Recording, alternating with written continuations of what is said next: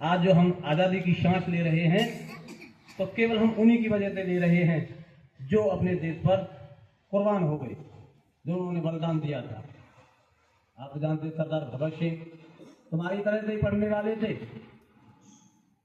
12th class में पढ़ते थे, आज़ादी की जंग में कूद गए। राजगुरु, सुखदेव, सरदार भगत सिंह जिन्होंने फांसी के फंदे को चूमा था, वो कभी विचलित नहीं हुए थे अपने उससे लड़ने के लिए। उन्होंने उस फांसी के फंदे को चूमा।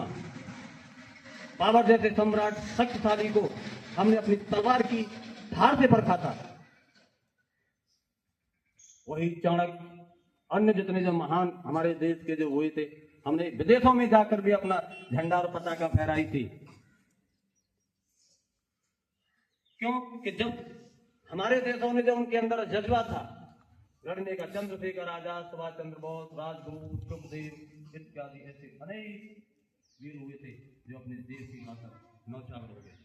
हमारे देश में इतनी गुलामी थी कि जाके हमें सुई की भी जरूरत पड़ती तो हमें इंग्लैंड से मंगानी पड़ती थी, विदेशों से मंगानी पड़ती थी, क्योंकि हम उस वक्त गुलाम थे। और पता है वो हमारे साथ में क्या करते थे? जब वो किसी काम के नहीं रहते थे तो हमारे शरीर के अंदर से क्या करते थे? खून को खींच लिया करते थे। हमारा शरीर कमजोर, हमारे काम इतना लेते थे हमसे बहुत ज्यादा करके, और फिर क्या करते थे कि जो कुछ बचा हुआ शरीर हमारा ढांचा बन जाता था तो उसको भी खून को खींच लिया करते थे।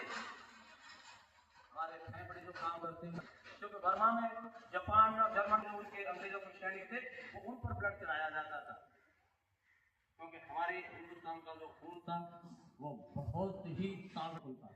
लेकिन हमारे चंद जो लोग थे हमारे देश के, जिन्होंने आपस में जो फूट डली, अंग्रेजों का उन्होंने साथ दे दिया, उसको गुलाम बना दिया। विद्यालय में बच्चे की, लेकिन फिर भी हम उन्होंने हिम्मत नहीं हारी थी। बच्चे आए नहीं, बड़ी क्लास के बच्चों को आने में थोड़ी सी दिक्कत है। बड़ी क्लास का एक ही बच्चा नहीं, केवल ये बच्चे हैं कक्षा 6 अब तक देखा, के बच्चे आप अपने देश में तब स्वतंत्र रहते हो जब हमारे वीर मौसम सैनिक खराब की कल संभावना थी, इसी कारण बच्चों की संख्या और हमने बॉर्डर पर जाकर अधिकार, सियाचिन जैसे अधिकार जहाँ माइनस टेम्परेचर नीचे चला जाता है, यदि उनकी एक उंगली निकल जाए तो वो गल जाती है, लेकिन उनमें भी खड़े रहते हैं।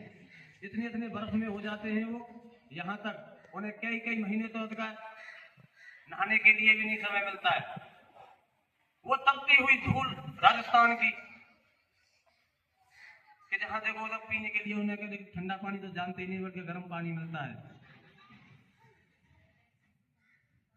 ऐसी परिस्थिति में हमारे देश के जवान फिर भी लड़ते रहते हैं, लेकिन जब वो जागते हैं तब आजादी की नींद टूट होते हो। तो हमारा कम से कम इतना फर्ज तो बनता है कि ज्यादा नहीं कि हम उनके एक शहीद दिवस पर या गणतंत्र दिवस या स्वतंत्रता दिवस पर हम उनके लिए 2-4 शब्द अपने जयकारे या कोई बड़ा या कोई कहते जैसे देशभक्ति, तो फिर उनके लिए कुछ न कुछ ऐसा बोलना चाहिए या उनके लिए कहना चाहिए। यदि हम कुछ नहीं कहेंगे तो उनकी कुर्बानी वैसे ही चली जाएगी, क्योंकि वो बत्ती कभी नहीं भूलती है। किसी ने कहा है कि फानूस बनकर हिफाजत जिसकी हवा करे, फानूस बनकर हिफाजत जिसकी हवा करे, वो क्षमा क्या मुझे जिसे रोशन खुदा करे। जब जिस पर ईश्वर का हाथ होता है तो वो क्षमा कभी नहीं बुझती है। हिंदुस्तान को गुलाम रहने के लिए बहुत से देशों में, बहुत से राजाओं ने ये गुलामी रहना चाहिए, लेकिन फिर भी हमने अपनी ताकत अपनी अंग्रेजों से अपनी आज़ादी की। कुषाणों ने हमारे शासन किया था, तब भी हमने उनके अपने भालों से उनको चखनी चखाई थी।